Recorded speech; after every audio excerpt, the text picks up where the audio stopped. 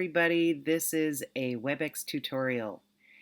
When you first go to Webex, you want to go to this URL, isd194.webex.com, and this will bring you to your home page. You can notice that it says your name and your personal room, and there's a little copy icon right here. So this is what you want to copy and paste everywhere, into emails, into Schoology, wherever you want to communicate what your personal room link is.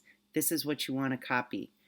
You can see right under your name, this is your personal room link. So when you copy this, this is what you're copying. Or you could just highlight this URL and then copy it. Notice that at the end you have your 4x4, your 4 letters of your last name and your 4 numbers. So just be aware that whenever you paste your personal room link, you always have your 4x4 at the end.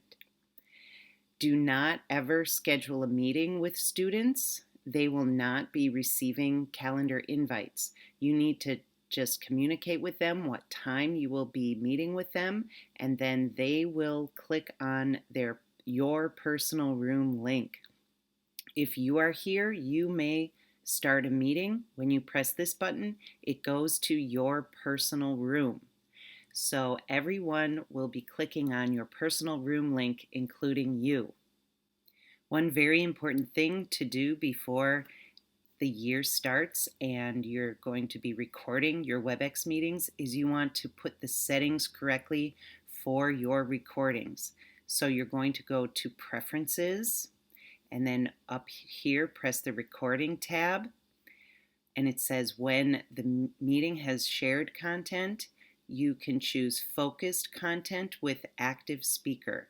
And you have to be very careful not to show student faces in the recording. So you will change it from Stage to Focus, which will just show you and not show any students. Please be careful of student privacy on videos. We don't want to share out any videos, recordings of students. And press the Save button so that those settings are saved for every time. Okay, so I started my meeting, and I also started my meeting on my iPad. But as you can see, the lighting is really bad, so I'm going to stop the video on the iPad so that you just see the picture of me.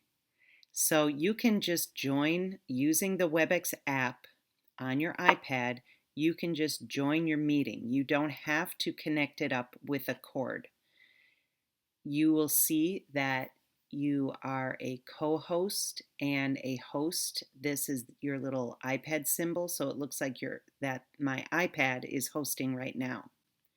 Now I want to talk about settings for a little bit. If you go up to the top where it says Webex Meetings, there are some things to notice. Under File, you can open poll questions, open chat, and open questions and answers. And you will see over on the right that you have your chat available to you.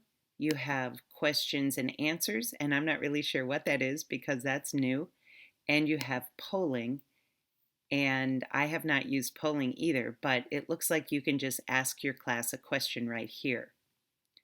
You will see in the participants that there's 2 participants. That's me on my laptop and then me on my iPad. If you right click or control click on the person, then you can change their role and make that person the presenter. You can also mute and unmute like that as well. If you go to the top under participant, this is also where you can do your mute settings. You can allow your attendees to unmute themselves.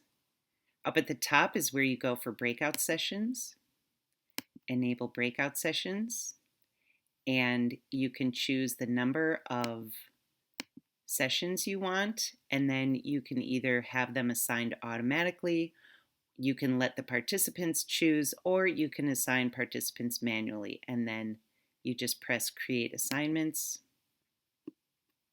and it brings you to this page, and you can customize it any way you want and then start the breakout session. There's a button for breakout sessions right here on the bottom. It brings you to the same screen. If you want to share your screen, there's a button on the bottom, and you can choose which screen you would like to share. At the top, you will have your toolbar. So if you hover over the top, you can do anything you want at the top, including annotate. When you click on annotate, your tools will come over here to the side. You can practice highlighting things,